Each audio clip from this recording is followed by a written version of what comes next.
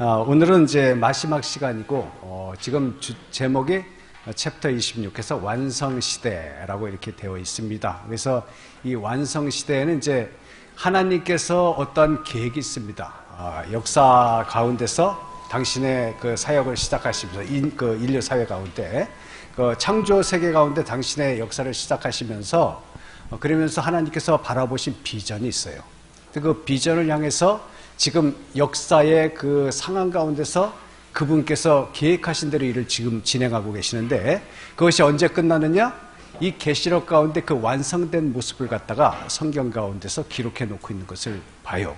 그래서 이제 여기 이 성경 익스프레스에서는 그것을 갖다 완성시대라는 주제로 이제 마지막 부분을 갖다 그렇게 이제 삽입해 놓은 것으로 그렇게 알고 있습니다. 자, 그래서 이제 이 요한계시록이죠. 계시록에 대해서 이제 해석이 대단히 많습니다. 그래서 많은 사람들이 이제 나름대로 연구를 진행하다가 하나의 어떤 이론을 갖다가 완성을 해요. 그래서 이제 이론이 그럴싸한 이론이 많이 이제 그 우리 가운데서 이제 지금 많이 가르쳐지기도 합니다. 그리고 많은 사람이 받기도 하는데, 그렇게 이론이 다양할 수 있는 이유가 뭐냐면 하나님께서 계시로 보여주셨고, 그 계시가 어떻게 한 그 단어로 압축해서 설명하기가 대단히 어렵습니다. 왜냐하면 구약하고 연결되어져 있거든요. 그러니까 어떠한 관점에서 그 말씀을 읽고 해석하느냐에 따라서 나름대로의 그 새로운 그러한 그 해석법이 나오기에 대단히 많은 그러한 이제 뭡니까 문제점들을 갖다가 이제 안고 있어요. 물론 하나님께서 이 계시를 주셨을 때는 우리더러 그 문제를 안고 살라라는 의미로 주신 것은 아닙니다. 그렇지만 우리가 이 성경을 읽고 해석하는 데 있어서 잘못된 해석법을 갖다 우리가 따르게 되면은, 그러면은 우리의 신앙에 있어서 심각한 문제가 발생할 소지가 대단히 많다는 것이죠. 자, 그래서 계시록 공부할 때 우리의 주의점에 대해서 이제 먼저 잠깐 살펴보고 넘어가려고 합니다. 이제 계시록에 대해서는 이제 극단적인 해석으로 말미암아 세상을 시끄럽게 했던 그러한 사람들도 많이 있었죠. 그래서 소위 말하면 이 계시록과 관련된 이단을 종말론적 이단이라고 그렇게 얘기를 많이 해요. 그래서 이제 우리가 계시록을 읽을 때 지나치게 미래의 책으로만 그렇게 받아들이고 해석하게 되면은 여기 나와 있습니다. 말세의 비밀만을 강조하다 보니까 현실적이지 못합니다. 우리는 현실을 살아가는 사람들인데 말세만 바라보고 있다 보면은 문제가 발생할 수밖에 없어요. 그러면 마음속에 두려움이 생길 수도 있고 어떤 불안함도 생깁니다. 혹이라도 내가 이 말세에 임할 이 심판, 재앙 가운데에서 내가 하나님의 보호를 받지 못하면 어쩌나 하는 두려움 때문에 현실의 삶을 갖다가 그냥 방치해버리는 위험성이 있다는 것이죠. 자, 그렇기 때문에 이것을 갖다 우리가 지양을 해야 합니다. 또 하나가 뭐냐면 이것을 갖다 과거의 책으로만 그렇게 해석하는 경우가 있어요. 과거에 이미 이루어졌다는 것입니다. 요한계시록은 사도 요한이 반모섬에서 이제 기록을 했는데, 일반적으로 95년에서 100년 사이에 도미티안 황제 시대에 대단히 큰 환란이 일어나고 그 과정 가운데서 이제 요한계시록이 이제 기록이 됩니다. 그래서 대단히 큰 이제 이 기독교인에 대한 환란들이 일순간 꺾인 시기입니다. 그러니까 좀 나름대로의 그 안정을 구가하는 그 시기에 이 요한계시록이 기록이 되었단 말입니다.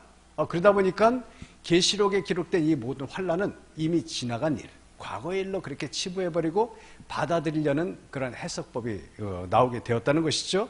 자, 그렇게 되니까 무슨 문제가 됩니까? 하나님께서 이루실 그 영광된 나라, 회복의 그 하나님의 역사하심, 거기에 대한 기대가 사라져버리고 마는 것이죠. 이미 모든 것이 해결되고 이제는 하나님의 평강이 우리 가운데 들어왔다라고 해버리면은, 그러면은 우리 역시 이 신앙에서 방만해질 수 있는 그런 문제가 생긴다는 것이죠. 그래서 우리가 성경을 읽을 때, 특히 계시록을 읽을 때 역사성 그리고 예언성, 이 두 가지를 함께 염두에 두고 읽어 나갈 수 있어야 한다는 것입니다. 자, 두 번째로 계시록은요 구약과 함께 읽어야 합니다. 이 무슨 얘기냐면 하나님의 역사는요 그 하나의 일관성을 가지고 있어요. 예언도 마찬가지입니다. 하나님께서 어떤 예언을 갖다 선포하실 때 그 예언은 두 가지 방향으로 나타납니다. 하나는 그 현실, 이 현실 세계 속에서 실제적으로 일어나는 어떠한 사건과 연결되어져 있습니다. 그리고 또 하나는 뭐냐면 아직 이루어지지 아니한 미래에 우리 가운데 임할 어떠한 하나님의 계획된 그 어떠한 사건과 연관이 되어집니다. 그러면 두 가지의 방향성을 가지게 된단 말입니다. 그러면은 하나님께서 이 성경 예언을 갖다 말씀하실 때, 특히 지금 말씀드린 이 예언은 우리 성경을 갖다가 예언서라고 얘기하는데, 여기서 예언서라는 건 맡을 예자를 씁니다. 은에게 무엇을 맡길 때 예금한다라고 하죠. 그래서 맡을 예자를 쓰는데, 여기서 예언은 미래입니다. 그래서 앞으로 일어날 일에 대한 그 말씀, 이것이 이제 미래 예자를 써서 이제 예언이 되는데, 이 예언을 갖다 하나님께서 하나님의 사람들에게 선포하실 때는 반드시 그 현실 세계 속에서의 하나님의 그 이루시는 일들, 그리고 미래에 일어날 일들을 갖다 연결시킵니다. 그래서 현실을 보면서 미래를 준비하게 하시는 그러한 말씀, 메시지로 하나님께서는 그 말씀, 예언을 갖다가 사용하시기 때문에 구약 성경도 같이 읽어 나가야 한다는 것이에요. 그래서 구약을 갖다가 배제한 상태에서 이 계시록만을 읽게 되면은 단편적인 것만을 보게 됩니다. 그러다 보면은 하나님께서 정작 우리에게 말씀하시고자 하시는, 예언을 통해서 우리에게 준비하게 하시는 그러한 그 하나님의 말씀의 한 부분을 잃어버릴 수가 있다는 것이에요. 그렇기 때문에 여기 이제 다니엘이라든가 에스겔, 이사야, 예레미야, 요엘, 스가랴, 스바냐, 아모스, 그리고 출애굽기를 갖다 더불어서 읽어 나가야만 해요. 그래서 신약만 읽어서는 안 된다는 얘기입니다. 구약과 더불어서 함께 읽어 나가는 성경 읽기의 습관을 갖다 우리가 익혀야 한다는 것입니다. 또 세 번째로는, 예언서는 해석하기 쉽습니까? 어렵습니까? 당연히 어렵죠. 어려워요. 어렵다 보니까 의견이 분분하고, 그리고 또한 논란도 되지 않습니까? 그렇기 때문에 우리가 하나님의 말씀을 대할 때 늘 한결같이 이런 마음을 가져야만 합니다. 겸손한 마음으로 말씀을 받아야겠죠. 그리고 또한 하나님께서 말씀하실 때 그 음성을 듣고자 하는 열린 마음으로 말씀을 대해야만 한다는 것입니다. 자, 가장 핵심되는 것이 무엇이냐? 성령의 도우심을 받아야 한다는 것입니다. 인간의 이성으로는 절대로 해석이 안 돼요. 간단한 성경이라 할지라도 이성적으로 해석하다 보면 인본주의적으로 빠질 수가 있어요. 나의 이익과 나의 목적을 위해서 성경이 이용당할 수 있다는 것이에요. 그러니까 항상 우리가 하나님의 말씀을 대할 때는, 성령님 이 말씀을 조명해 주십시오. 다시 말하면 성령의 지혜로 비추어 주셔서 깨닫게 해달라는 것이죠. 그렇게 기도하고, 또한 겸손한 마음으로 하나님의 주실 말씀, 깨닫게 하심을 기대하는 마음으로 하나님의 말씀을 읽어 나가야 하며, 그래서 세상에 많은 이론이 있는데 그 이론에 너무 매이지 마십시오. 왜냐하면 그건 사람이 만든 이론입니다. 우리가 그것을 몰라도 돼요. 단지 이와 같이 예언서를 갖다 우리에게 하나님께서 허락하신 그 하나님의 뜻을 우리가 깨달아 알고, 그래서 그 뜻 가운데서 성경을 갖다 읽어 나가면 된다는 것입니다. 그러면 그 성령께서 이 말씀 한 구절 한 구절 가운데서 우리의 마음을 터치하시고 깨닫게 하시는 그 무엇인가가 있을 것이에요. 그래서 하나님께서 교회를 통해서 이 예언서를 또 해석해서 풀어서 설명하시는 부분에 대해서 귀를 기울이시고, 스스로 어디 여기저기 다니시면서 귀동냥 하시듯이 그렇게 하나님의 말씀을 받으려고 하지 마십시오. 특히 예언서는 위험하기 때문에, 그래서 교회를 통해서 배우고 교회를 통해서 듣는 것으로 그것을 갖다가 위로를 삼으시길 주님의 이름으로 부탁을 드리겠습니다. 자, 이제 여러분들 교재도 이제 나와 있습니다. 이제 완성 시대에서 이제 시작이 됩니다. 요한계시록 이제 진행이 되는데, 우리가 이것을 한번 읽어보도록 하겠습니다. 자, 시작. 요한계시록은 이 땅의 교회를 향한 하나님의 계획이 완성되었을 때 나타날 일들에 대해서 말한다.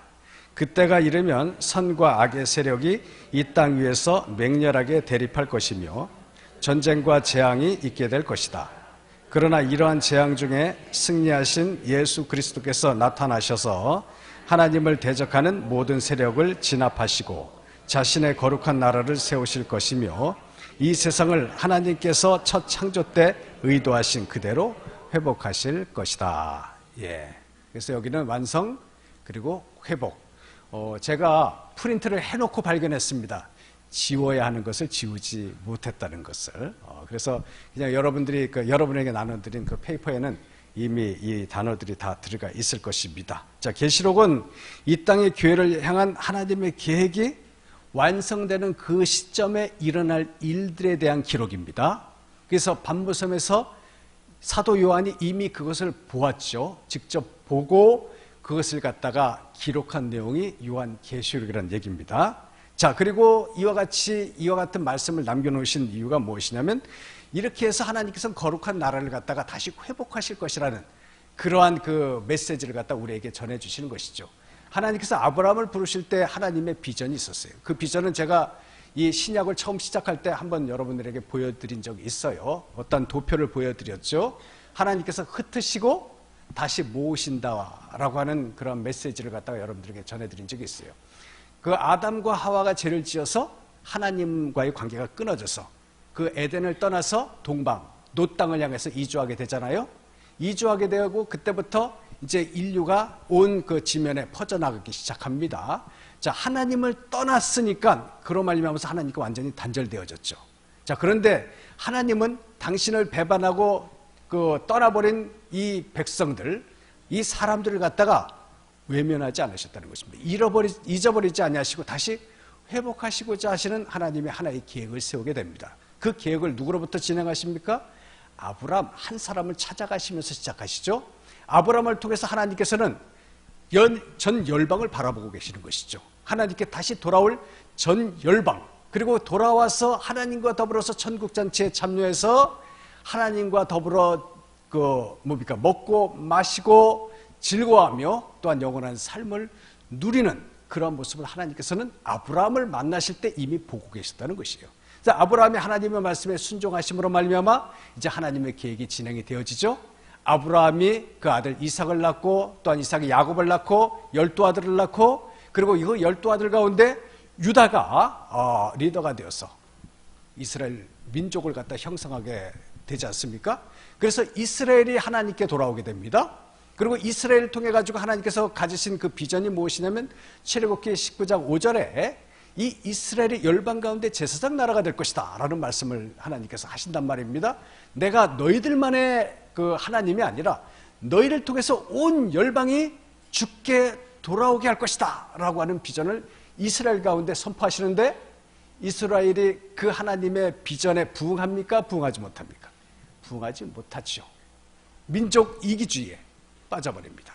그래가지고 타민족을 갖다 배척하고 그들과 접촉조차 하지 않죠. 그러므로 말미암아서 이스라엘을 통해 가지고 이루고자 하시는 하나님의 계획이 마치 실패한 듯 우리 눈에 보이게 된다는 것이죠. 장장 1500년이라는 역사가 이제 그렇게 흐르게 되는데 그 가운데 하나님께서는 예언자들을 보내셔가지고 하나님의 새로운 계획을 갖다 세우게 되죠. 다윗의 자손 가운데서 다시 말하면 이스라엘 가운데서 한 그루터기를 남겨놓습니다. 그래서 남은 자 가운데서 당신의 한 뿌리 그 가지에서 싹이 나게 하고 열매를 거두게 하시는데 그분이 누굽니까? 바로 다윗의 자손 가운데 예수 그리스도. 그래서 이스라엘은 예수 그리스도를 갖다가 이 땅에 보내게 하시기 위한 하나님의 계획이 일환으로 부름을 받은 민족이라는 것이죠. 예수 그리스도께서 이 땅에 임하심으로 그래서 하나님의 뜻을 따라서 십자가의 길을 가시게 되고 그로 말미암아 예수님이 12제자를 남기지 않습니까? 12제자를 통해서 그 초대교회가 세워지게 됩니다. 교회가 먼저 주께 돌아오게 되고 그러고 나서 이 교회들이 온 열방을 향해서 나아가기 시작하지 않습니까? 바울을 위시로 해서 또한 바나바 그 당대의 많은 하나님의 사람들이 전 지역 그 유다 이 구라파 전 지역 그리고 사람이 사는 지역까지 파고 들어가서 그것에서 예수 그리스도의 복음을 증거하고 오늘날 우리에게까지 이 복음이 전파되어지고 있다는 것이에요. 그리고 마지막에 우리가 하나님 나라에 올라가게 되었을 때 무슨 일이 발생하는지 아십니까? 허다한 무리들이 어린 양 보좌 앞에 서서 하나님을 찬양합니다. 셀 수 없는 수많은 사람들이 거기는 민족과 족속과 방언과 또한 허다한 무리들 그래서 모든 민족들 모든 족속 모든 방언 민족 가운데서도요 방언이 다른 사람이 있어요. 제가 중국에 있을 때 묘족이 있습니다. 묘족 마오족이라고 하는데 이 묘족은 그 단 하나의 그러한 족속입니다. 그 중국의 56개 민족 가운데 하나의 민족에 불과합니다. 근데 그 안에 언어가 몇 개가 있냐면 250개가 있어요. 묘족 안에 하나에. 근데 250개의 언어가 거기서 섞여서 살고 있어요. 그래서 이웃마을 사람들하고 대화가 안 되는 경우도 있습니다. 보통화라는 것이 있어서 보통화로는 대화하지 자기 민족의 언어를 쓰면 대화가 안 돼 버립니다. 그러니까 민족과 족속과 방언 성경은 그렇게 나와 있습니다. 그래서 모든 각 민족과 족속과 방언이 하나님 앞에 나와서 그 하나님 어린 양을 찬양하는 그러한 내용이 성경 가운데 나와 있단 말입니다. 요한계시록에. 자, 그러니까 그 시점이 되면은 그 하나님께서 혹시 모르죠. 우리나라에도 어떤 민족이 여러 개가 섞여 있는지 몰라요. 우린 단일 민족이라고 하지만 모른단 말입니다. 그 가운데 하나님께서 아무개 민족 하면 누군가는 손을 들겠습니까? 안 들겠습니까? 손을 든단 말입니다. 누군가는. 온 열방이 다 복음을 전해 들어야 그제야 끝이 오리라라고 마태복음 24장에서 말씀하고 있단 말이에요. 그러니까 모든 민족이 다 복음을 전해 듣고, 그리고 그 계시록 7장 9절인가에 거기에 나가니까 모든 민족과 족속과 방언, 허다한 무리들이 하나님 앞에 나왔어요. 그렇기 때문에 그 가운데 보면은 그 모든 족속 가운데, 모든 방언 가운데, 모든 민족 가운데 최소한 한 명 정도는 반드시 구원의 반열에 든 사람이 있을 것이라는 것입니다. 그래서 그와 같은 하나님의 계획과 비전이 지금 이루어지고 있는 과정 가운데 있다는 것이에요. 당장 우리가 현실적으로 볼 때는 하나님이 일 안 하시는 것 같이 보일 때도 많이 있어요. 그렇죠? 하나님은 다른 사람을 위해서 일하시지만 나하고는 아무 상관이 없는 것 같아. 그거는 나만의 생각이라는 사실입니다. 하나님이 당신의 백성으로 우리를 불러주셨다면 하나님의 위대한 계획은요, 절대로 멈춘 적이 없다는 것입니다. 우리 스스로가 나약해지고 소망의 눈을 갖다 스스로 닫아 걸어서 그렇지. 그렇기 때문에 우리가 기도할 때는 하나님, 저희 가운데 영성을 더욱 깊이 있게 하여 주시고 하나님이 이루실 그 일을 바라볼 수 있는 영의 눈이 열리게 하여 주옵소서라고 기도할 수 있어야 한다는 것입니다. 그럴 때 우리가 신앙생활에도 만족한 신앙생활을 할 수 있게 된다는 사실이에요. 자, 그래서 이 세상을 하나님께서 첫 창조 때 의도하신 대로 회복하실 것이다 라고 이제 여기 그렇게 기록해 놓고 있는데, 사실은요, 하나님이 회복하실 때 에덴 동산의 모습으로 회복하시겠습니까? 어떻겠습니까? 여러분 어떻게 생각하십니까? 저는 그게 아닐 것 같아요. 에덴 동산에도 죄가 들어왔지 않습니까? 그렇기 때문에 불완전한 장소란 말입니다. 근데 하나님이 완성하신 그 장소에는 에덴 동산에는 죄가 들어왔지만 죄가 들어올 수 없는 완전한 하나님의 나라가 회복될 것이라고 저는 본다는 것이에요. 그래서 여기는 잠깐 제가 받아들일 수 없는 약간 그런 부분이 있어요. 첫 창조 때 의도하신 바가 어쩌면 이제 그 완성의 과정을 향해서 나아가기 위해서 에덴 동산을 시점으로 삼은 것이 아닌가라는 생각을 해봅니다. 자, 또한 이제 요번 두 번째는 이제 요한계시록, 이제 구조를 한번 볼 텐데요. 자, 사도 요한은 반모섬에 유배되어 있을 때 예수님의 환상과 명령을 따라서 요한계시록을 기록하게 됩니다. 그래서 내 본 것과 이제 있는 일과 장차 일을 기록하라 라고 말씀하고 있단 말입니다. 내 본 것, 그리고 이제 있는 일, 현실 가운데 일어나는 일, 그리고 장차 일어날 일을 기록하라 했으니까 이 책은 어디에 대한 기록? 과거에 대한 기록과 현재에 대한 기록과 그리고 미래에 대한 그러한 그 기록을 함께 전부 포함하고 있는 것으로 이 요한계시록이 그렇게 기록되어 있다라고 이제 우리는 이해를 하게 됩니다. 자, 이제 이 과거에 대한 기록은 1장입니다. 1장. 어떻게 내가 이 환상을 보게 되고 또한 하나님의 음성을 듣게 되었는가에 대한 내용이 1장에 나오고 있으며, 또한 2장 그리고 또한 3장은 어떤 내용이냐면 현재 일어나고 있는 일들이 7개 교회를 통해서 말씀하시는 하나님의 그 메시지가 있어요. 근데 7개 교회라고 하니까 무슨 그 에베소서, 또한 서바나 교회, 또한 뭐 두아디라 교회, 뭡니까? 에서 버두니까 버가모 교회, 그 다음에 사빌라, 사대, 빌라델비아, 라우디게아, 이 7개의 교회들에 대해서 하나님이 말씀하시는데, 우리가 얼핏 잘못 생각하면은 에베소 교회에는 이런 문제가 있고, 또한 사대 교회는 저런 문제가 있고, 그리고 또 무슨 서바나나 뭐 빌라델비아는 하나님의 칭찬만 듣고, 그래서 이렇게 교회들마다 문제가 또 각각 다르구나라고 이해하기 쉽지만, 사실 그 당대에 있었던 그 교회들에 대해서 하나님이 말씀하시는 것은 오늘날 우리에게도 동일하게 하시는 말씀이에요. 우리 교회 안에 에베소 교회의 문제가 있고, 사대 교회의 문제가 있으며, 라우디게아의 문제가 있으며, 버가모 교회의 문제가 있어요.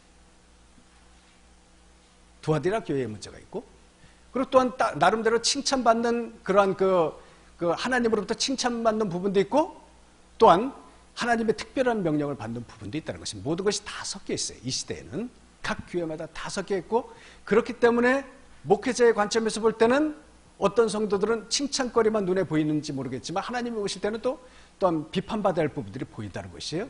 어떤 부분은 또한 비판받을 부분만 보이는 부분이 있지만 아니라는 것이죠. 나름대로 하나님으로부터 칭찬받는 부분이 있다는 것이에요.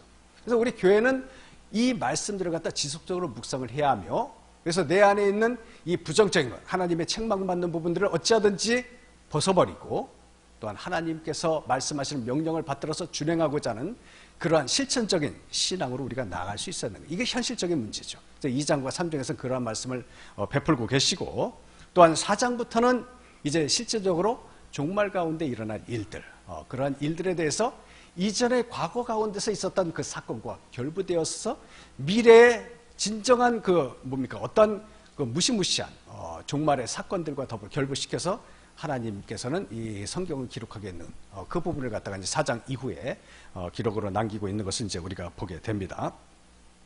자, 이제 아시아의 7교회를 갖다 이제 우리가 살펴볼 텐데요. 예수님께서는 요한을 통해 가지고 1세기 소아시아 지역에 있는 7교회에 이제 편지를 보내시지요.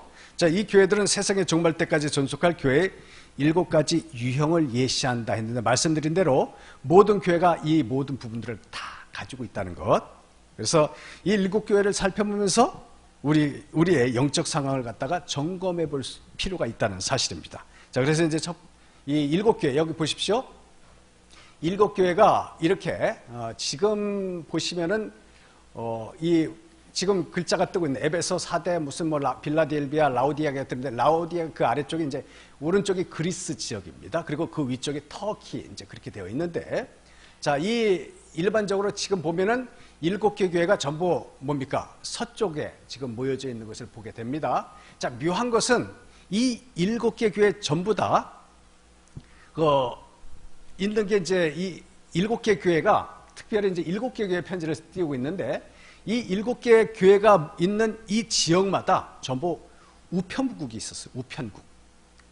우편국이 하는 일이 뭡니까? 각지에서 오는 편지들을 전부 다 모아가지고 또한 그 각 지역으로 보내는 일을 하는 곳이 우편국이죠. 그러니까 가장 교통이 발달되어져 있고, 그리고 또한 교류가 대단히 활발한 지역들이 지금 7개 교회입니다. 그래서 우편국이 발달했다는 것, 그러니까 어쩌면 그런 의도로 그 편지를 여기서 보냈는지 모르겠습니다. 여기 보내게 되면 이 각 지역에 있는 교회들이 그 편지를 받아서 편지를 갖다 그때는 이제 읽기 위해서 필사를 합니다. 필사. 우리처럼 무슨 복사를 해서 인터넷 뽑는 그런 시대가 아니잖아요. 그러니까 모든 사람이 손으로 필사를 했단 말입니다. 필사를 해가지고 그걸 두루마리로 해가지고 그것을 갖다 읽혀지기를 원하는 각 지역의 교회들에 보내게 됐다는 것입니다. 우리 갈라디아 교회 얘기하잖아요. 갈라디아 교회 하면 갈라디아 지역에 있는 어떤 한 교회를 생각하기 쉽지만 아닙니다. 갈라디아에 엄청나게 많은 교회가 있어요. 엄청나게 넓어요. 갈라디아 지역이. 우리나라보다도 땅이 넓은 지역이니까 그 지역에 많은 그 선지자들이 가서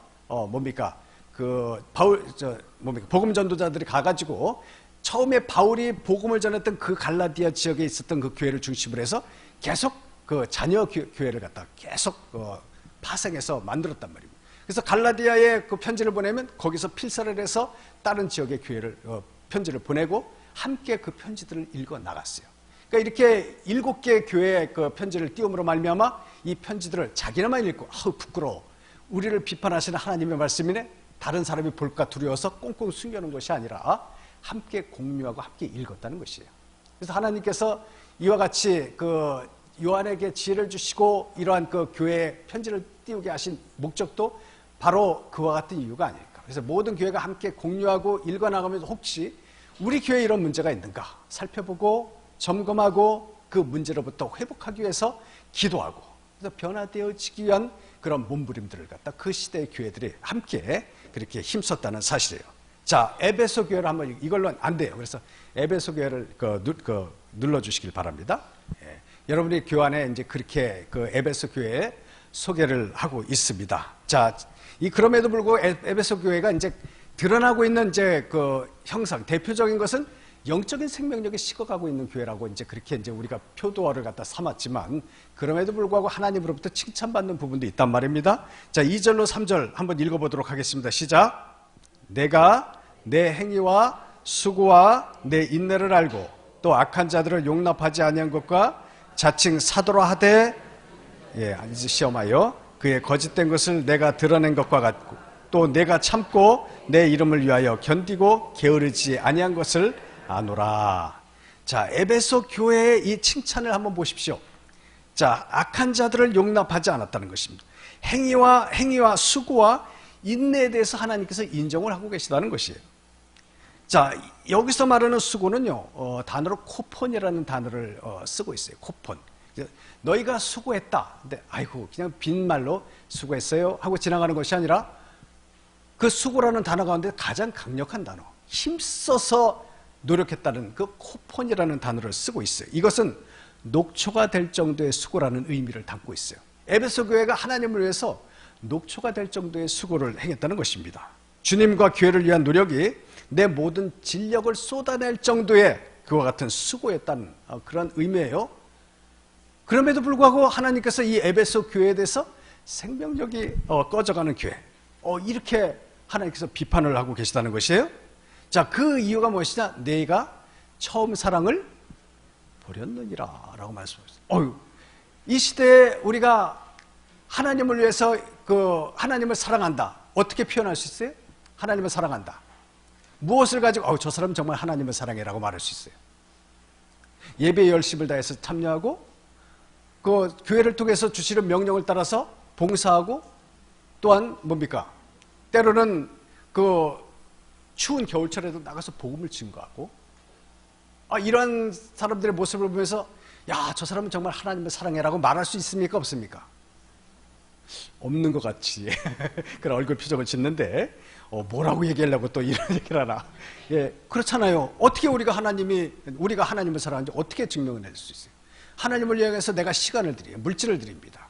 그리고 또한 내가 힘들고 피곤함에도 불구하고 명령을 받들어서 예배에 참여하고 봉사하며 충성하고, 그죠? 책망을 들어가면서 비판을 들어가면서도 그럼에도 불구하고 나와서 하나님을 섬긴단 말입니다. 그런 모습을 보면서 우리가 저 사람은 정말 하나님을 사랑하는 것 같아 라고 말하죠. 자, 그런데 주님께서는 그 외에 다른 것을 또 보시는 것이 있어요. 더 중요하게 보시는 것이 있는데 처음 사랑. 이게 도대체 뭐길래 이 처음 사랑에 대한 말씀을 하는가? 그렇게 최선을 다해서 녹초가 되도록 하나님을 섬겼는데 그럼에도 불구하고 처음 사랑을 버렸다라고 말하고 있으니 이 처음 사랑이 과연 뭐냐 하는 것이죠. 자, 우리의 믿음이라는 것은요, 예수님의 십자가 아래에서 시작된 것이죠. 믿으십니까? 그걸 받아들이십니까? 그죠? 우리의 신앙은 십자가에서부터 시작됐어요. 십자가를 잃어버린 그 신앙 있을 수가 없다는 것이죠. 십자가를 갖다 체험하지 아니한 신앙 가짜란 얘기입니다. 그래서 만약 내가 아직 십자가를 체험하지 않았다면 진지하게 나의 그 신앙에 대해서 고민을 해보아야만 합니다. 여러분, 이것은 대단히 심각한 말씀이에요. 내가 하나님 앞에서 죄인이었다는 사실, 이성적으로 그냥 죄인이었다고 하니까 죄인이었나 보다, 이래서는 안 돼요. 내가 죄인이라는 것을 갖다가 실제적으로 내 감정이 찢어질 정도의 아픔을 느끼는 그러한 죄인이라는 그러한 그 제대로 된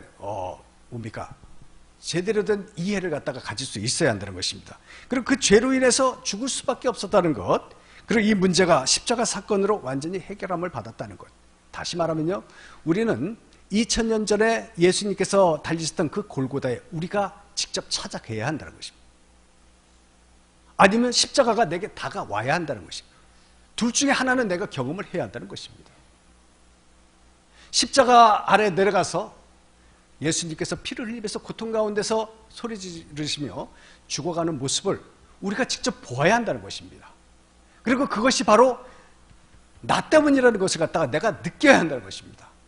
그리고 그것이 너무 안타깝고 부끄럽고 민망하고 미안하고 그 앞에 주저앉는 경험이 있어야 한다는 것입니다. 그것이 바로 첫사랑이에요. 거기서부터 우리가 신앙이 시작되는 것입니다. 거기서부터 하나님과의 관계가 형성되어지는 것이, 거기서부터 우리의 구원의 역사가 시작되어지는 것입니다. 교회에서 주 예수를 믿으면 너와 내 집이 구원을 얻으리라. 마음으로 믿어 의에 이르고 입으로 신하여 구원에 이르느냐. 그러니까 주여 예수님은 나의 주님이십니다. 신했죠? 됐죠? 저는 구원받았습니다. 이게 아니라는 것이죠. 왜 이게 아닌 줄 제가 말씀드릴게요. 지금 이 말씀이 기록, 로마서에서 사도 바울이 입으로 신하여 의에 이르고 마음으로 신하여 의에 이르고 입으로 신하여 구원에 이르느니라, 이 말씀을 했을 때 그 사회적 현상을 봐야 돼요. 상황을. 그 당시에는 어떤 일이 있었는지 아십니까? 예수님을 믿으면요, 목숨을 걸고 믿었어요. 시저 케사르입니다. 로마의 왕이죠. 황제가 하나의 법을 만들었어요. 법으로 선언을 했어요. 무슨 선언이냐면 이제부터 인사법을 바꾸겠다. 이제 시저는 신이니까 인사할 때마다 시저가 우리의 신입니다 라고 인사하게 합니다. 그래서 길거리에서 만났어요. 아유, 시저가 우리의 신입니다. 이게 인사예요? 안녕하세요처럼. 그럼 저쪽에서 반응이 어떻게 나와야 합니까?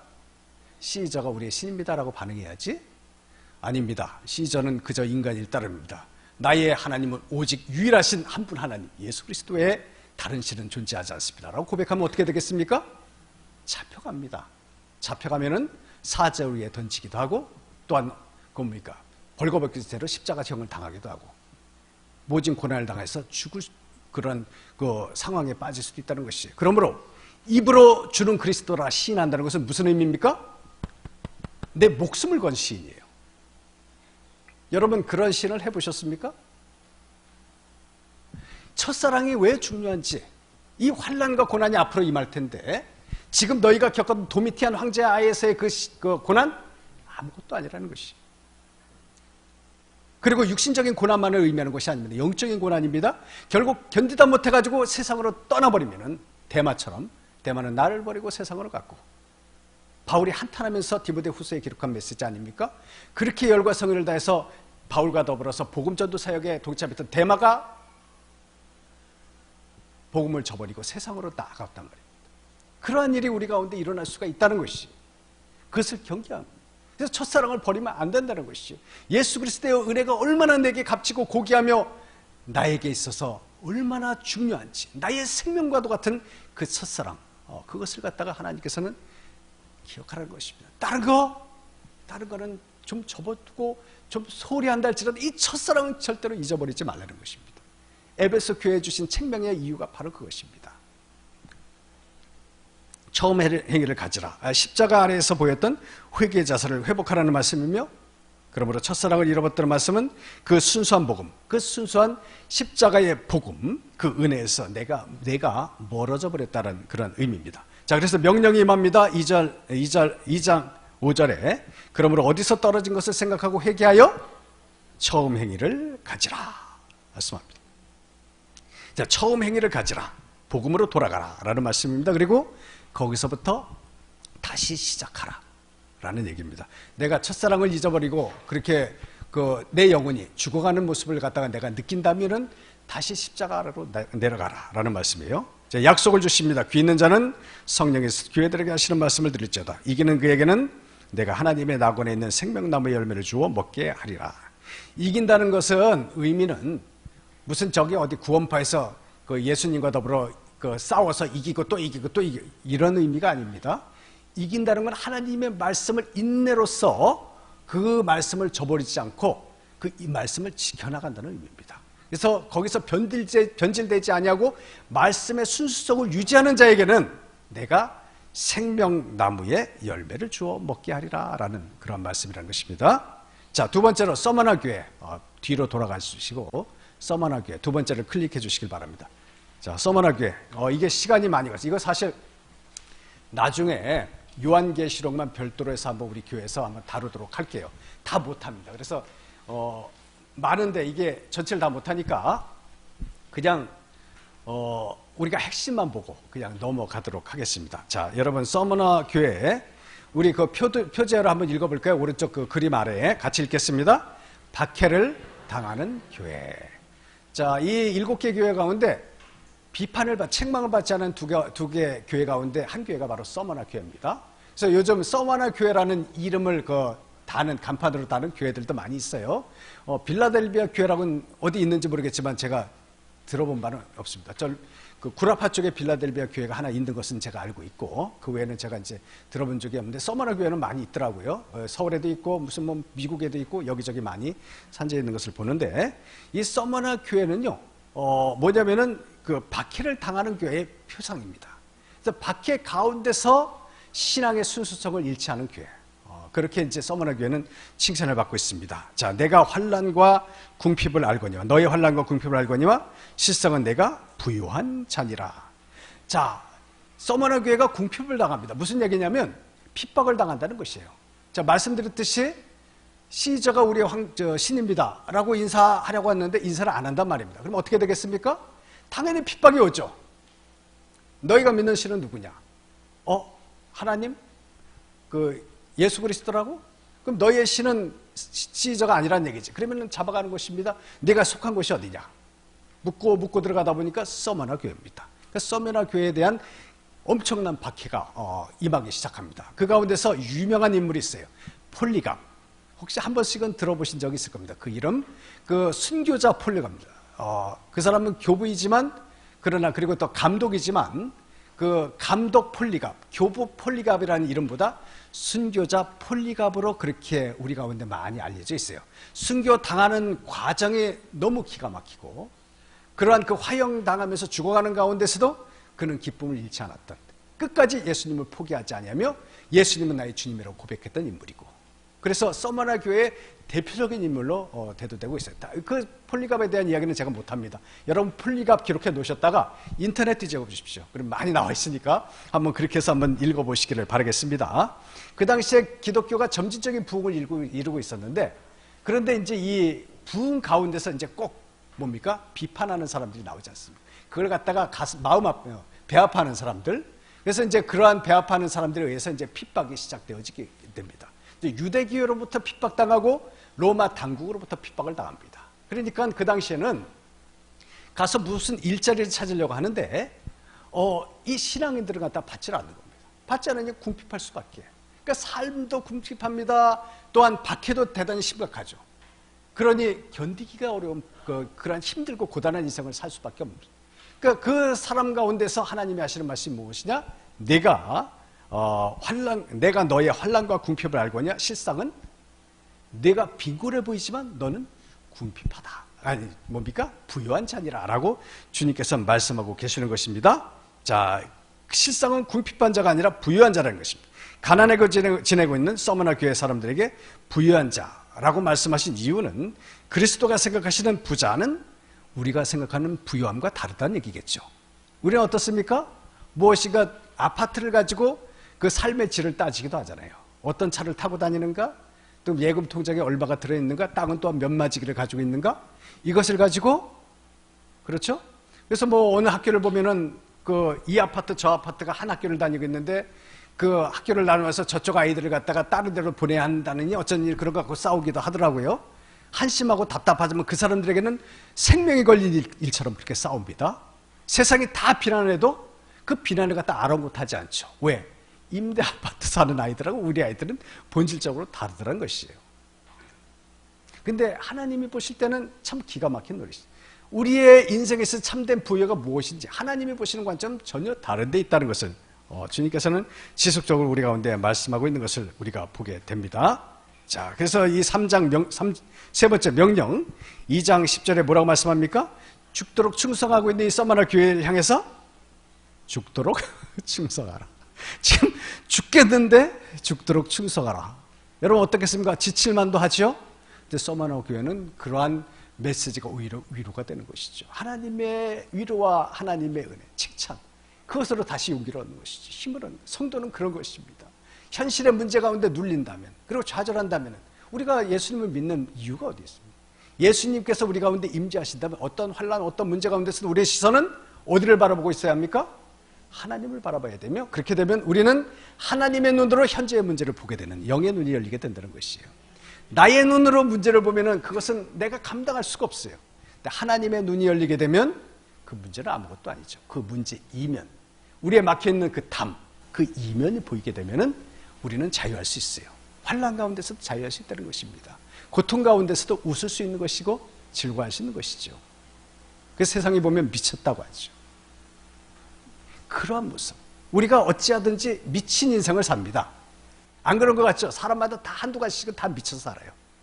우리 그리스도인들은 하나님으로부터 경건하고 거룩한 삶을 산다라고 하지만 실상을 들여다보면요, 한두 가지씩은 다 미쳐 있어요. 기왕 미칠 것 같으면은 하나님께서 주시는 하나님의 사명 가운데 미쳐보는 것이 어떨까 저는 권해봅니다. 그래서 이 서머나 교회가 우리 가운데 표상이 되지 않습니까? 본이 되지 않습니까? 죽겠는데 죽도록 충성하라. 이것이 주님의 메시지고, 그 말씀으로 그들은 더 위로를 받고 죽기까지 충성하는 모습을 보이고 있지 않습니까? 자, 생명의 멸관이 그와 같은 사람들에게 임하게 된다라고 지금 성경이 말씀하고 있는 것이에요. 자, 버가모 교회, 우리가 그 뒤로 넘어가서 버가모 교회를 한번 눌러보시길 바랍니다. 이거 시간이 넘었는데, 버가모 교회는 자, 버가모 교회도 여러분들 거기에 표제를 읽겠습니다. 죄를 묵인하는 세속적인 교회. 내 충성된 증인 안디바가 너희 가운데서 죽임을 당할 때에도 나를 믿는 믿음을 저버리지 아니하였도다. 버가모 교회에 이 안디바와 같은 충성된 증인이 있었다는 겁니다.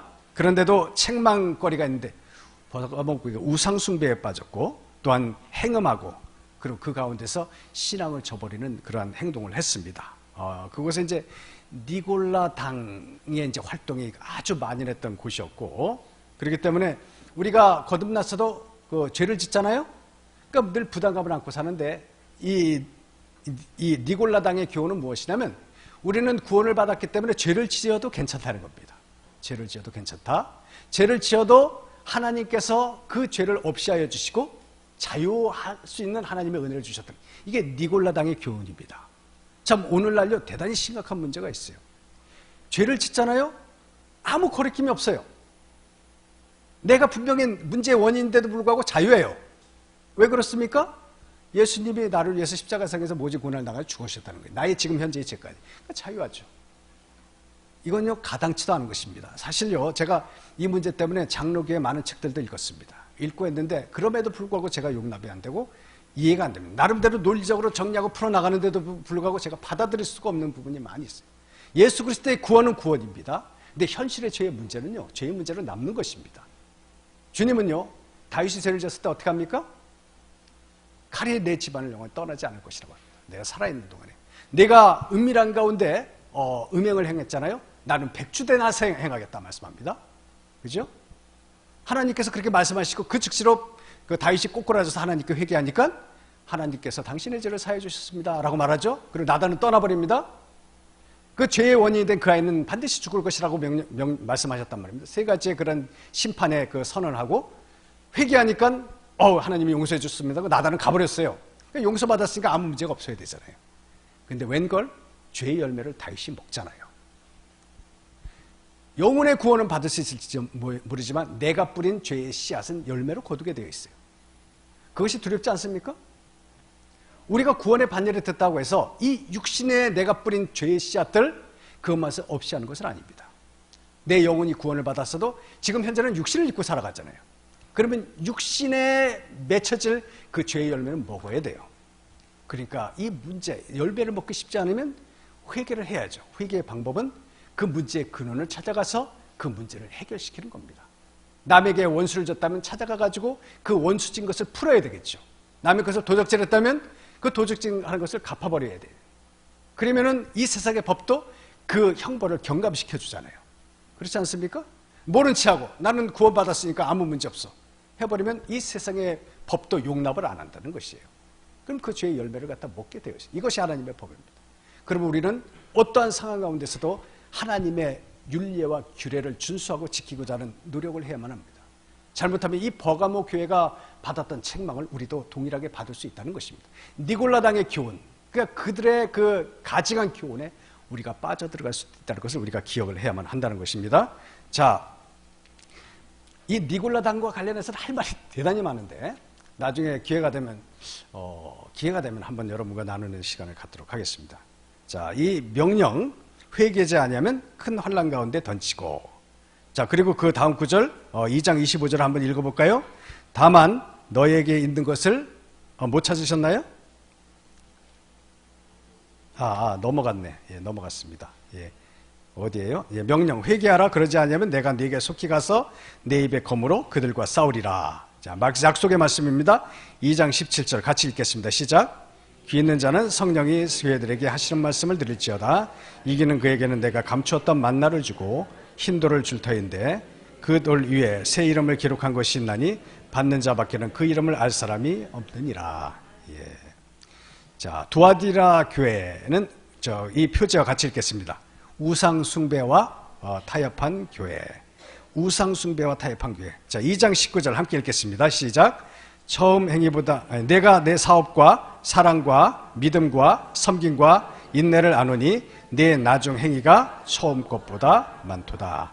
자, 칭찬거리들이 다 있습니다. 예, 사업과 사랑과 믿음과 섬김 그리고 또한 인내를 예수님께서 칭찬하시는 것을 우리가 보게 됩니다. 더불어 책망거리가 있는데 책망 어떤 것이냐면 20절 21절에 보면은 우상 숭배와 행음에 빠져서 회개하지 않고 있다라는 그 책망을 주님께서 이제 행하고 계시는데, 자, 두아디라 교회는요 이세벨주의에 빠져 있었어요. 이세벨이 누구냐면 엘리야 시절에 그 아합의 그 뭡니까 이방 그 왕비였죠. 그 아합과 결혼했던 이방 사람이었는데, 이 이세벨에 의해 가지고 하나님의 선지자들이 죽임을 당합니다. 그 이세벨이 그 돈을 줘가지고 바알과 아사라 선지자를 갖다가 양성을 했습니다. 그래서 선지자 양성학계에서 바알 선지자, 아사라 선지자를 양성해가지고 그것을 포교를 했어요. 그래서 이스라엘 전역이 그 하나님을 갖다가 바알로 섬기라, 아사라를 섬기라 했어요. 하나님을 섬기는데요? 아니야. 바알을 섬기는 게 하나님을 섬기는 거야. 그래서 바알을 섬겼어요. 바알의 방식으로 하나님을 섬기고 아사라의 방식으로 하나님을 섬겨가지고 신앙을 갖다가 무너뜨린 것이 바로 이세벨주의인데, 바로 이 두아디라 교회에 이러한 사람이 있었다는 것이죠. 그래가지고 교회를 갖다가 신앙에 흐트러뜨리고 말았습니다. 오늘날에도 교회마다 이제 그런 것이 있습니다. 그래가지고 교회 안에 어떤 일이 발생하냐면은 그 교회 안에서 그 목사님의 그 지도력을 갖다가 이제 저것이 잘못된 것이야 하고 주도적으로 따로 팔을 결석하는 경우가 있습니다. 그리고 또 하나님께서 일을 이루어가는 과정 가운데서 그 불만을 갖다 노골적으로 이제 과시하는 경우가 있어요. 정말 하나님의 말씀에 오그러진 부분이 있다고 한다면 그 부분에 대해서는 우리가 어쩌든지 하나님의 방식으로 풀어나가야겠죠. 근데 그게 아니에요. 그 지도자가 일을 이끌어감에 있어서는 때로는 사람마다 다 만족하게 할 수가 없단 말입니다.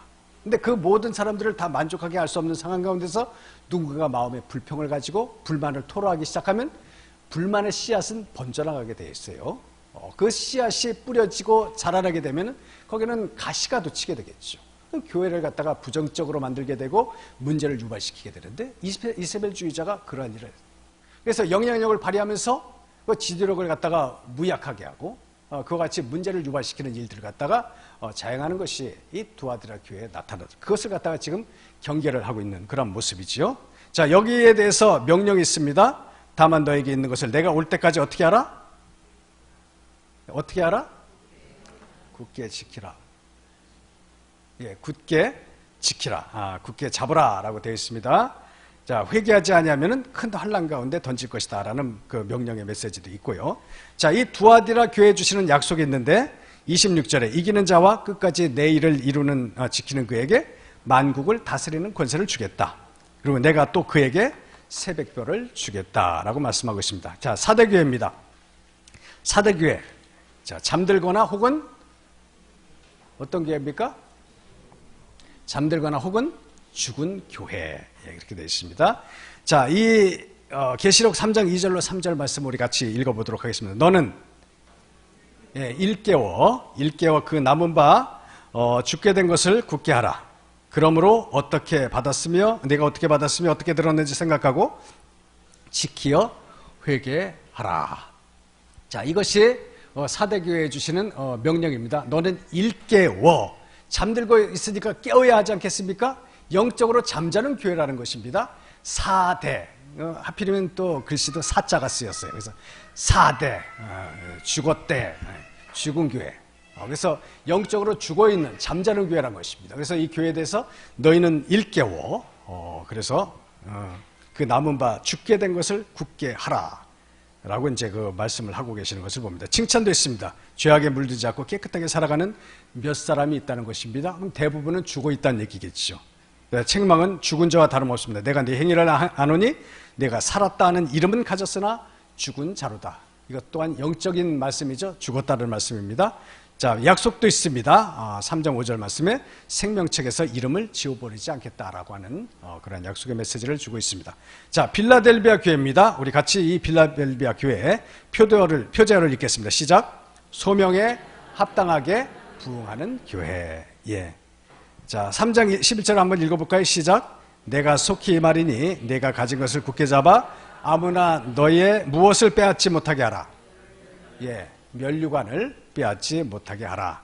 자, 하나님의 말씀을 지켜서 배반하지 아니하며 인내했습니다. 이 빌라델비아 교회에도 여전히 문제가 뭡니까? 외부로부터의 그러한 압박이 있었습니다. 곤고함이 있었지만 그러함에도 불구하고 그들은 하나님의 말씀을 지속적으로 지켰습니다. 그리고 그 고난의 그 환난의 시기를 인내하면서 견디어 나갔다는 것입니다. 자, 그래서 8절에서 내가 네 행위로 하노니 작은 능력을 가지고 있어도 내 말을 지키며 내 이름을 배반하지 아니하였다라고 말씀하고 있어요. 10절에서 내가 나의 인내의 말씀을 지켰은 즉 이렇게 칭찬을 하고 있습니다. 이 지역은 특별히 황제 숭배가 대단히 뿌리 깊었던 그러한 그 지역이었는데 이 때문에 황제 숭배하지 않는 이 빌라델비아 교회, 서머나 교회처럼 엄청난 고난을 겪었다는 것입니다. 인간 취급을 받지 아니하며 무식쟁이들 그리고 또한 이단아들 그리고 또한 뭡니까? 식인종이라는 그러한 표현까지 이 빌라델비아 교회 사람들이 들었어요. 예수님의 살과 피를 먹고 마신다고 해가지고 그러한 비난과 조롱을 받으면서도 그들은 그 신실한 믿음을 지키고 부단히 노력을 했다는 것입니다. 자, 책망은 어떤 책망이 있습니까? 없습니까? 예, 없습니다. 여기 책망이 기록되어져 있지 않아요. 자, 명령, 네가 가진 것을 굳게 잡아 내 멸류관을 빼앗지 못하게 하라. 자, 약속의 말씀, 이와 같이 하나님의 말씀을 지속적으로 지키면 시험을 명쾌하실 것이다. 하나님 성전에서 기둥으로 삼으실 것이다. 새 예루살렘의 이름과 주님의 새 이름을 그 사람 위에 기록하실 것이다 라는 메시지를 주고 있습니다. 자, 마지막으로 라오디아게아 교회 표제를 같이 읽겠습니다. 시작. 뜨뜻미지근하고 부유한 교회. 예.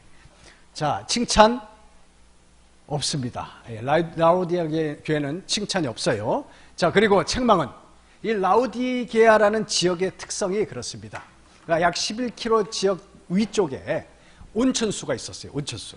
자, 그래서 그 지역을 갖다 제가 외울 수가 없어서 여기 적어왔는데 히에라볼리라고 유명한 관광지입니다. 히에라볼리에 많은 사람들이 지금 관광을 간다고 해요. 근데 이 11km 정도 떨어졌는데 라오디게아는 이 지역에 물이 대단히 안 좋답니다. 그래서 뭡니까? 또 이름이 뭐야? 히에라볼리에서 물을 관을 통해 가지고 이렇게 끌어왔는데 히에라볼리는 물은 좋았는데 어떤 물입니까? 온천수니까 뜨끈뜨끈한 물이 흘러내려오고 있었어요. 근데 11km를 오다 보니까 어떻게 되겠습니까? 식겠죠? 식어서 차졌겠습니까? 어떻겠습니까? 미직지근한 물. 그런 물이 라오디게아 지역에 이제 그렇게 공급이 되고 있었어요. 그 지역에 공급되는 물처럼 이 지역 사람들이 그런가 봐요. 그죠? 그 지역의 영향을 많이 받는단 말입니다. 그래서 어떤 지역은 대가 센 지역 이런 얘기 하잖아요. 그죠? 근데 이 라오디게아는 물에 물 탄 듯 술에 술 탄 듯 그러한 삶을 살아가고 있어요. 모든 사람들이 대부분 삶에 있어서 그다지 어려움이 없었다는 얘기입니다. 대부분이 부유한 삶을 살고 있었어요. 성격이 그러다 보니까 뭐 불편한 것이 없잖아요. 그러니까 적극적이잖아요. 그냥 되는 대로 그냥 살아갑니다. 그냥 뭐 땀 흘려 일하지 않아도 적당히 먹고 사는 데 있어서 문제가 없기 때문에 그냥 여유자작하면서 그냥 삶을 영위하고 있었다는 것입니다. 자, 그런데 이 교회까지 그런 모습을 보이고 있단 말입니다. 교회를 이런 사람들이 같이 이제 신앙생활을 하다 보니까 여유가 있어요. 그리고 핍박도 그다지 많지가 않습니다. 박해가 없다 보니까 문제의식도 없겠죠. 그러다 보니까 삶에 있어서도 자유하듯이 신앙도 아주 자유롭게 신앙생활을 해요. 여러분 어떻습니까? 부럽지 않습니까? 참 부러워요. 그죠? 우리가 문제가 없이 참 편안하게 신앙생활하면 얼마나 좋겠습니까? 그래서 즐거운 마음으로 우리가 찬송합시다 하면 찬송대회도 쓰고 우리가 또 구제합시다 하면 즐거운 마음으로 또 기부도 하고 또 우리가 또한 섬깁시다 하면 같이 먹고 마시면서 이번에는 내가 음식을 장만해서 또한 베풀게 이렇게 또 적잖이 또 덕도 세워가면서 신앙생활을 하고 싶지 않아요. 그죠? 그런데 이 라오디게아 교회는 이러한 모습으로 삶을 살아가고 있고 신앙생활을 했지만 하나님으로부터 책망을 받고 있었다는 것입니다. 네가 덥지도 않고 차갑지도 않고. 자, 이와 같은 하나님의 책망을 듣고 있는 것을 보게 됩니다. 자, 그로 말미암아서 그 책망의 핵심이 무엇이냐? 물질적 풍요에 길들여져서 자신의 영적 가난을 알지 못하게 되었다라고 그와 같이 책망을 하고 있어요. 영적인 가난함을 지금 모르고 있는구나 라고 지금 주님께서는 이 라오디게아 교회에 대해서 책망의 메시지를 전하고 있습니다. 자, 그래서 차든지 뜨겁든지 하기를 원하노라 라고 주님께서 말씀을 하고 계시는 것을 우리가 보게 됩니다.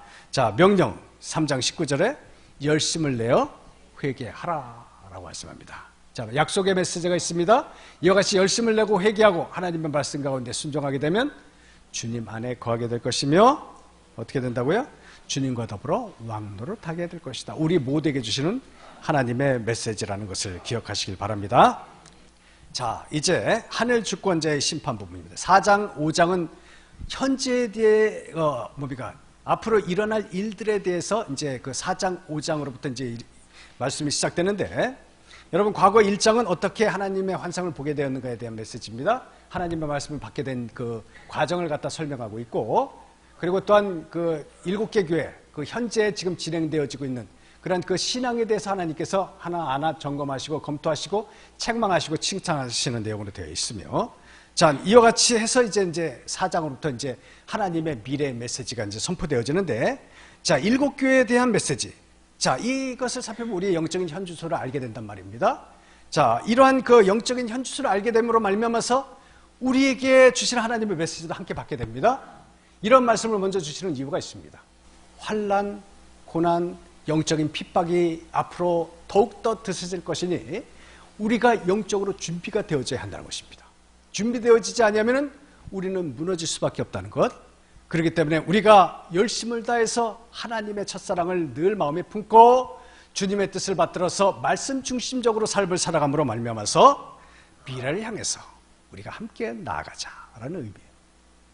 자, 그래서 4장부터 뒤에는 이제 이와 같이 교회를 통해서 향해서 주시는 하나님의 책망의 메시지, 또한 명령을 받들어서 이제 준비하고 단련되어져서 이제 하나님께서 또한 이 땅 가운데 마지막 그 과정 가운데 이끌어가는 가운데 하나님께서 쭉정이는 던져버리고 알곡을 거두어 모으시기 위한 그러한 환난의 과정들, 그 과정 가운데 우리가 담대함으로 동참하게 하기 위해서 이제 이 메시지를 갖다가 이제 선포하게 되시는 것입니다. 자, 그래서 이제 미래를 향한 그 문을 갖다가 우리가 들어가게 되는 거예요. 그래서 4장과 5장은 어떠한 그 말씀이냐면 강한 그 하나님의 그 심판, 뭐냐면 대재앙이 이 땅에 임하기 전에 하나님께서는 그 전에 하나님께서 하늘나라에서 일어날 그 예배의 모습을 먼저 보여주고 계시는 것이에요. 앞으로 우리가 동참하고 함께 참여하게 될 그 예배, 그 천상의 예배에 대해서 하나님께서 보여주고 계시는데 우리가 같이 한번 읽어보도록 하겠습니다. 시작. 여러분 저기 교환에 5장 12절에 거기 저 기록되어 있습니까? 교환에 있으면 함께 읽어보겠습니다. 시작. 죽임을 당하신 어린 양이 능력과 부와 지혜와 힘과 존귀와 영광과 찬송을 받으시기에 합당하도다. 우리가 하나님의 존전에 예배 드릴 때 우리의 영의 눈이 뜨여졌다. 영의 눈이 열려가지고 예배 가운데 임재하신 하나님의 현현하신 모습을 보게 되었다. 우리의 눈에 어떤 모습이 보일까요? 우리는 그냥 주일 되면은 주의 존재에 나와서 예배 드리잖아요. 그죠? 예배 가운데 임재하시는 하나님이라고 우리가 말하잖아요. 그러니까 예배 가운데 임재하셨잖아요. 근데 예배 가운데 임재하신 하나님의 그 현현하심이 우리의 영의 눈이 열려서 보게 되었다. 거기는 어떤 장면이 일어날 거예요? 천천에 만만의 어마어마한 천군 천사를 대동하시고 하나님께서 그 자리에 임재하시지 않았을까요? 하나님의 홀로 좌정하시고 예배를 드리실까요? 보유하시는 수많은 천군 천사들을 대동하시고 우리의 예배 장소에 현현하시지 않겠어요? 그 놀라운 광경. 입에 벌어지고 눈이 닫히질 않습니다. 기가 탁 막혀버릴 정도로 놀라운 광경이 그 자리에 우리 가운데 나타나게 된다는 것이에요. 단지 우리의 영의 눈이 열리지 않기 때문에 그저 하품이 나오면 하품하고 졸리면 꾸벅꾸벅 졸기도 하고 하지만 실제적으로 그 광경을 보았다고 생각해 보세요. 그러면 어느 누가 감히 거기서 졸 수 있겠습니까? 어느 누가 하품이 나오겠습니까? 그 하나님의 위험하심 가운데서 위압감을 느끼지 않겠습니까? 나도 모르게 고개가 조아려지고 그 앉은 의자에서 내려와서 무릎을 꿇지 않겠어요? 손을 들지 않겠습니까? 하나님을 찬양하지 않겠어요? 우리의 영의 눈이 열리지 않기 때문에 그 모습을 보지 못해서 그렇지 모든 예배, 가정 예배도 역시 마찬가지입니다. 오늘 이 집에서 드리는 예배, 저 집에서 드리는 동일한 시간에 드리지만 하나님은 영이시고 그분은 만군의 주인이시죠. 그리고 모든 신들의 뛰어나신 신이시죠.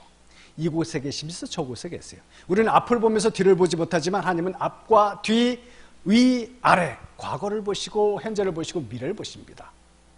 묵상해 보시면 하나님은 오늘 계시고 어제 계시고 내일도 계십니다. 믿으십니까? 우리는 이해가 안 가지만 하나님은 그러한 분이라는 얘기죠. 그러므로 우리의 모든 예배 가운데 거룩하신 그분은 천군 천사를 대동하시고 임재하셔서 하나님께 올려드리는, 당신에게 드리는 그 예배, 경배, 찬양을 받고 계시는 것이에요. 자, 모든 백성들이 하나님을 향해서 경배하는, 모든 피조물들이 거룩한 찬송을 하나님께 드려서 경배하는 그 모습을 갖다가 요한이 보고 있어요. 어떻겠습니까? 그 우세 앞에 무릎을 당장 꿇지 않겠어요? 그리고 손을 들지 않겠습니까? 말을 하고 싶어도 말이 나오지 않습니다. 그 위험 앞에 눌려가지고. 그것이 하나님의 나라에서 이루어질, 하나님께 올려드린 예배의 그 장소, 그 모습이라는 것이. 그리고 지금 우리의 영의 눈이 닫혀있지만 우리의 모든 예배 가운데 그와 같이 임재하셔가지고 그러한 모습으로 우리의 예배를 받고 계시는 것이에요. 그러니 우리가 예배의 자리에 나갈 때 어떤 모습으로 주님 앞에 나가야 할 것인가? 굳이 우리가 그것을 여기서 이야기하지 않더라도 우리 마음이 이미 알지 않습니까? 그래서 주님 앞에 나아갈 땐, 주님, 내가 무엇을 가지고 여호와 앞에 나가면 높으신 하나님께 경배할까? 내가 번제물 1년 된 송아지를 가지고 그 앞에 나갈까? 여호와께서 천천의 수완과 만만의 강수 같은 기름을 기뻐하실까? 내 허물을 인하여 내 마다들, 내 영혼의 죄를 위하여 내 육신의 열매를 드릴까? 무엇을 드리면 하나님께서 기뻐하실까? 고민하고 또한 하나님께 기도하는데 하나님의 주시는 음성이 들리잖아요. 사람아, 주께서 선한 것이 무엇임을 내게 보이셨나니 오직 공의를 행하고 인자를 사랑하고 겸손히 내 하나님과 함께 행하는 것이 아니냐. 이런 것을 가지고 하나님께 나와서 경배하라는 것이죠. 진실되라는 것입니다. 사랑하라는 것이죠. 하나님과 교제하고 동행하라는 것입니다. 삶의 순간순간 주님께 질문하고 주님으로부터 음성 듣기를 기대하고 또한 어떠한 그 상황 가운데서 하나님과 교제하고. 예전에 제가 이제 청년회 때 이제 그런 걸 많이 했어요. 그래서 가면서도 들의 꽃 이렇게 보면서 정말 그때는 신앙이 순수했어요. 그래서 하나님, 주님께서 창조하신 아름다운 이 꽃을 보십시오. 하나님, 이 안에도 이 생명 하나하나가 깃들어져 있고 이곳에 유전자를 갖다 집어넣으셔서 이 씨앗들이 다시 퍼져나가서 또한 아름답고 동일한 꽃들이 또한 그 심겨지고 자라나겠지요. 하나님께 그런 얘기들을 하면서 그렇게 또 이야기하고 대화했던 적이 있었습니다. 삶이 또 너무 버겁고 힘들고 하다 보니까 또 그때의 그러한 모습들을 갖다가 많이 잃어버렸지만 다시 하고 싶어요. 그런 모습을 우리가 가져야 하지 않겠습니까? 하나님과 교제한다는 것. 에녹이 아들을 낳습니다. 이름이 뭡니까? 무트셀라입니다. 무트, 죽다, 셀라, 심판. 죽으면 심판이 이 말이라 라는 얘기입니다. 무트셀라가 역사 가운데 가장 오래 산 인물이에요. 962세가 그 다음 그 순위를 결성하고 있는데 969세까지 살았어요. 무트셀라가 죽으면 무슨 일이 발생한다? 심판이 임할 것이다 라는 얘기예요. 근데 에녹이 하나님의 음성을 들었다는 얘기입니다. 그러니까 하나님의 말씀을 따라서 아들의 이름을 무트셀라라고 졌죠. 에녹이 무트셀라를 낳고 65세에 300년을 주님과 동행했다고 했어요. 하나님과 낳고 동행했다. 무슨 얘기입니까? 요 녀석이 태어나기 전까지는 아무 문제가 없었어요. 태어난 순간부터 문제가 됩니다. 죽으면 싸그리 멸망당할 거예요. 그러니까 에녹이 어떻겠습니까? 이 무트셀라가 조금만 아파도 열만 나도 깜짝 놀라죠. 나가서 외치지 않겠습니까? 하나님이 우리 아이가 병났어요. 우리 애가 죽으면 큰일 납니다. 여러분 회개하십시오. 하나님께 돌아오십시오. 외치지 않았겠습니까? 그리고 하나님의 음성 듣기를 늘 귀담아 듣고 삶 가운데서 주님과 동행했다는 것입니다. 그가 하나님이 그를 데려가심으로 다시는 이 땅에 있지 않았다. 죽었다라는 표현을 굳이 쓰지 않은 이유가 무엇인지 모르겠어요. 모든 세상 사람들은 다 죽어야 합니다. 그 죄의 문제이기 때문에 그렇다는 것이에요. 그럼에도 불구하고 에녹이 죽음을 보지 않고 하나님 나라로 들어갔다고 또한 히브리서는 얘기하고 있단 말입니다. 그러니까 죽음을 보지 않았다는 것이 분명하죠. 하나님과 동행함으로 말미암는 그 결과가 그렇다는 것이에요. 그러한 사람에게 하나님께서 가까이 하시지 않겠어요? 그러한 사람들과 교제하시고 미래일 아브라함에게 보여주셨듯이 모세에게 보여주셨듯이 우리에게도 보여주시지 않겠어요? 하나님 음성 듣고 싶잖아요. 그죠? 하나님께 기도하면 즉각적으로 하나님께서 얘야 오셔가지고 어루만지시면서 말씀하시는 그분의 따뜻한 음성을 듣고 싶잖아요. 그분과 동행하는 삶이 먼저 선행되어야 한다는 얘기죠. 그러할 때 그러한 역사도 나타나는 것이죠. 그러한 사람 가운데 영의 눈이 보이면 열리면 하늘나라에서 이루어지는 그 놀라운 장면들 우리도 볼 수 있게 됩니다. 단순하게 요한 한 사람만 보는 것이 아니죠. 그러한 장면을 또 누가 봤었습니까? 스데반 집사님만 봤겠습니까? 12제자 못 봤겠습니까? 그 뒤에 폴리각 같은 인물이 못 봤겠습니까? 많은 우리가 저 예시들을 갖다가 들어볼 수 있어요. 그 많은 사람들이 하나님과 교제하고 동행하며 고난 가운데서도 나의 주 나의 하나님, 이 기준을 절대로 잃어버리지 않았던 사람들이라는 얘기죠. 그 사람들 안에 하나님께서 오시고 이 세상의 비밀을 갖다 그들 가운데 숨길 일이 없잖아요. 말씀하시고 깨닫게 하시고 용기를 주시고 힘을 주시고 인생의 고난 그것 아무것도 아님을 주님께서 그 미래의 소망의 눈이 보이게 하심으로 말미암아서 그들로 알게 하시지 않겠어요. 그러한 삶을 사시기를 주님의 이름으로 축원을 드리겠습니다. 자, 이제 이 천상의 예배 4장 5장을 한번 읽어보십시오. 거기 놀라운 장면들이 나온단 말입니다. 그리고 이제 이 대환란이 6장부터 이제 18절까지 이제 진행이 됩니다. 자, 대환란.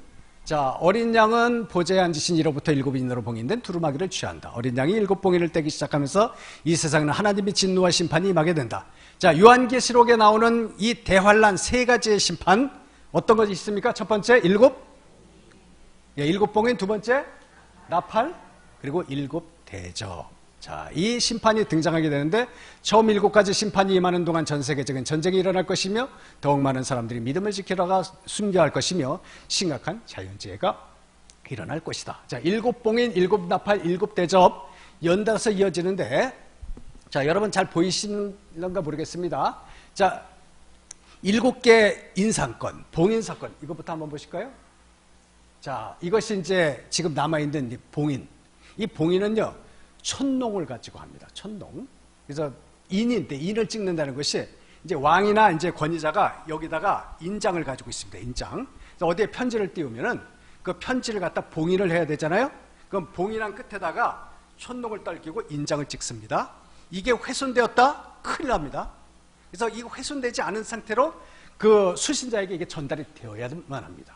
그래서 하나님께서 때가 될 때까지 이것을 봉인을 해 놓았어요. 자, 이것이 이제 그 당시에 있었던 이 봉인의 모습들입니다. 그 인장들이 찍혀 있는 것이고, 자, 이것이 이제 두루마리 봉인입니다. 그래서 편지를 갖다 보낼 때, 자, 이 두루마리가 오른쪽에 있는 것이고, 거기 찍혀 있는 그 봉인들의 모습을 갖다가 이제, 지금 현재, 그걸 그려놓은 것이에요.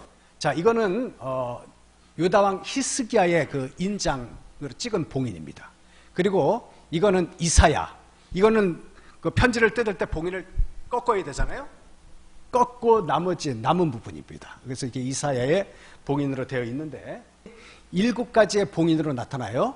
자, 그리고 6개의 봉인이 뜯어지고 나서 7번째 봉인이 뜯기죠.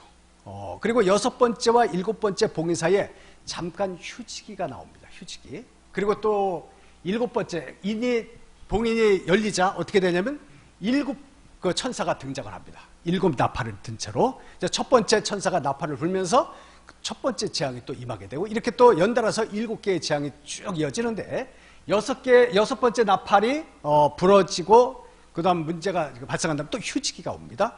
잠시 잠깐의 휴지기가 생기고 나서 7번째 천사가 7번째 나팔을 불어요. 그러고 나서 마지막에 7대접 심판이 이제 그 뒤에 이어서 환란으로 이제 임하게 되는 것을 우리가 보게 됩니다. 자, 7봉인을 떼면서 이 땅에 많은 전쟁이 일어나고 지진, 기근, 그리고 또 많은 믿음의 사람들이 신앙을 지키다가 순교당하는 일들이 나타나게 돼요. 그리고 심각한 자연재해가 그 당시에 그러한 하나님의 예언의 메시지로서 또한 여기저기서 이제 일어나는 그러한 일들이 발생하게 된다는 것입니다. 자, 7 식판은 이제 각각 하늘에서 이제 이와 같은 이제 놀라운 하나님의 그 보내심을 받은 천사들에 의해 가지고 일이 일어나는데 봉인이 꺾이고 그리고 이제 그 나팔이 불고 자 이렇게 하면서 이제 심판이 진행되어지는데 자 그 다음 이 7 나팔 소리가 울린 뒤에 일어나는 사건들도 또 있습니다. 그때 이제 강과 호수의 3분의 1이 독으로 변하게 되고 그러니까 사람들이 먹을 수 없는 물이 된다는 것입니다. 묘하게도 오늘날 환경오염이 극심해지죠. 그래서 먹을 물이 점점 사라지고 있다는 얘기들이 들리고 있어요. 자, 그리고 해와 달과 별의 3분의 1이 어두워질 것이고 마귀들이 사람들을 공격하여 죽기를 갈망하게 될 것이고 땅의 인구 3분의 1이 또한 죽임을 당하게 될 것입니다. 자, 그래도 사람들은 회개하기를 거부하고 이어 마지막 7대접에 담긴 재앙들이 차례로 쏟아지게 되는데 이로 인해서 질병과 바다 생물의 죽음과 뜨거운 열과 암흑과 전쟁 등의 재앙이 일어나게 될 것이다. 이렇게 이제 교환에도 이제 그렇게 기록을 해놨어요. 자, 그리고 계시록 이 독특한 장면이 여기 있습니다. 첫 번째에서 6번째 재앙이 임한 다음에 심하게 잠시 휴지기가 온다고 했어요. 일곱 번째 재앙은 그 다음에 나타나는데, 자, 계시록 7장 7개의 인이가 꺾이기 전에 7장에 하나의 그 희한한 이야기가 나오게 되는데, 바로 어떤 내용이냐면 그 하나님께서 이제 인받은 자들에 대한 메시지. 인을 몇 명이 받게 되느냐? 14만 4천 명이 받게 됩니다. 그래서 이것으로 말미암는 이단들도 있죠. 그죠? 여러분들이 숱하게 들었던 메시지입니다. 14만 4천. 한번 그것을 갖다가 최대 공배수, 최소 공배수 한번 나눠보면 어떻게 됩니까? 거기 남는 수가 보통 일반적으로 3 곱하기 4 이게 남아요. 3, 4가 남습니다. 12 곱하기 12 곱하기 1천이 되죠. 그렇죠? 천이라는 숫자는요, 완전수 10이 3번 곱해진 숫자죠. 그리고 12는 가족이라는 의미를 담고 있어요. 그리고 이스라엘의 완전수로서 또한 10이 쓰여지고 있어요. 그래서 12라는 완전수가 2번 곱해졌고, 그리고 10이라고 하는 완전수, 이것이 3번이나 곱해진 것이 다시 곱해졌어요. 그래서 한 그 지파마다 12,000명씩, 그래서 12지파에서 14만 4천이라는 숫자를 갖다가 이루고 있다는 것이에요. 자, 이 숫자를 갖다가 이 성경을 이렇게 들여다보면은 이것은 말 그대로, 문자 그대로 한 사람 한 사람 14만 4천이라는 얘기가 아닙니다. 하나님께서 하나님의 말씀을 끝까지 지키고 믿음을 지킨 사람들을 갖다가 이 마지막 환난 가운데서 구원해내시기 위해서 그 최후의 환난이 임하기 전에 잠시 멈추라라고 말씀합니다. 이들이 하나님의 인을 받기까지 그 재앙아 멈추라는, 잠시 멈추. 하나님께서 그들 가운데 하나님의 백성으로 인쳐주시겠다는 얘기죠. 거기에는요, 소위 말하는 14만 4천이라는 그 숫자적인 의미가 아니라 말 그대로 신앙을 온전히 지킨 모든 사람들이라는 얘기입니다. 그러니까 신앙을 온전히 지킨 완전수, 모든 사람들이 다 인을 받을 때까지 14만 4천은 그런 의미를 담고 있다는 것이에요. 그 문자 그대로 해석한다고 한다면은 대단히 심각한 오리에 빠지게 된다는 것, 그것을 기억해 주시기를 바라겠습니다.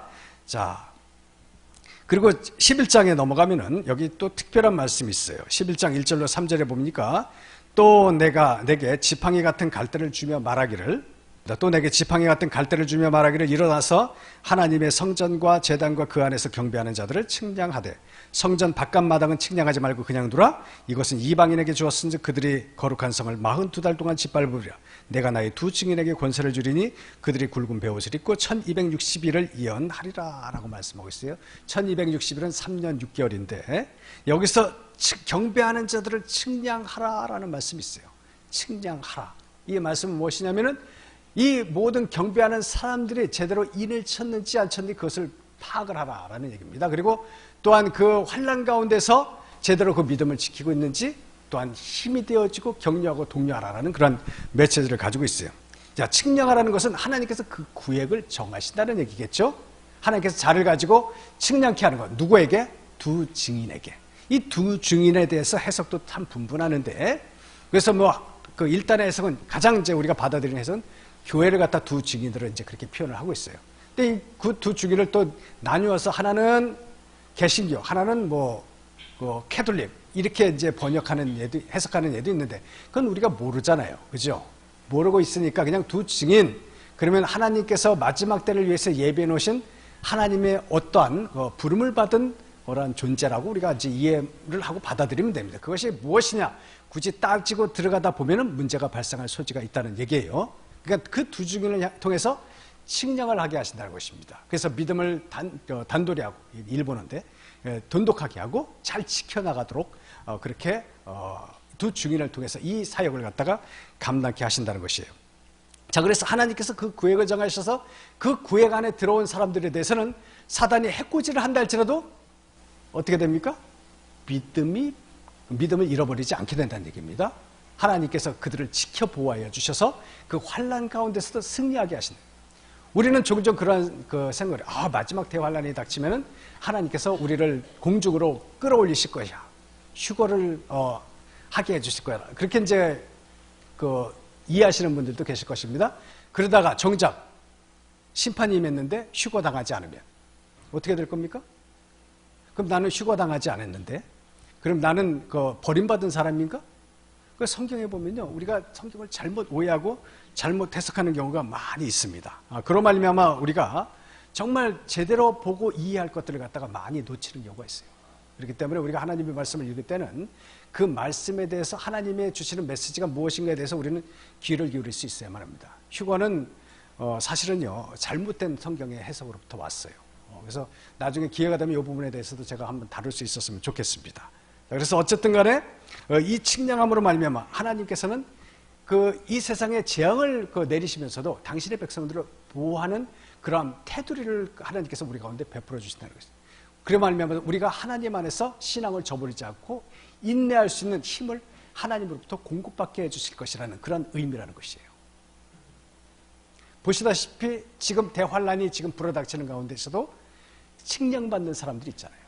남은 사람 가운데 구원을 해주신다는 것이 아니라 애시당초 우리는 환란을 통과하게끔 되어 있어요.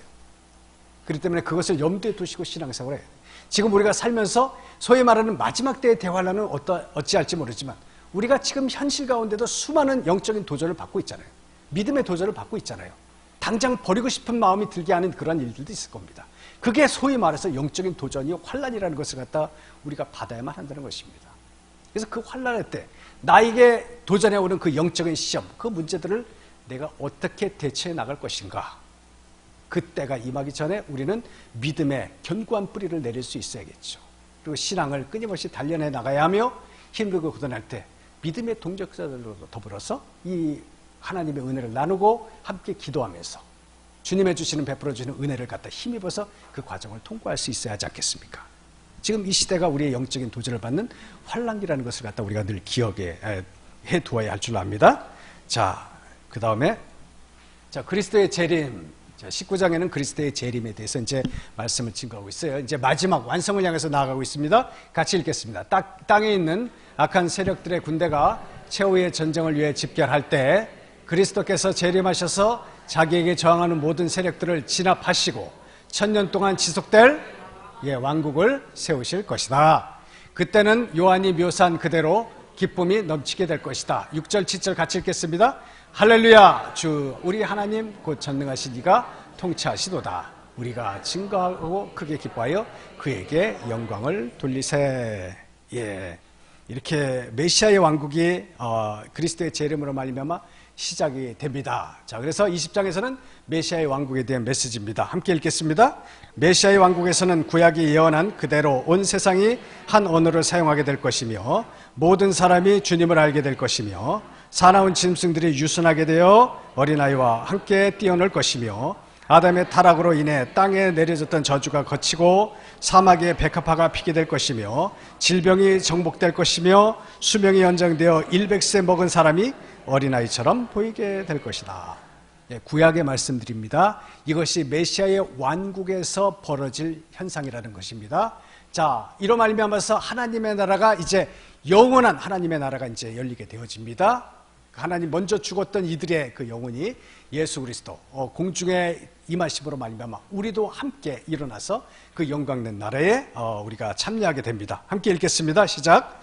하나님 영원한 나라에 대한 소망으로 가득하다. 하나님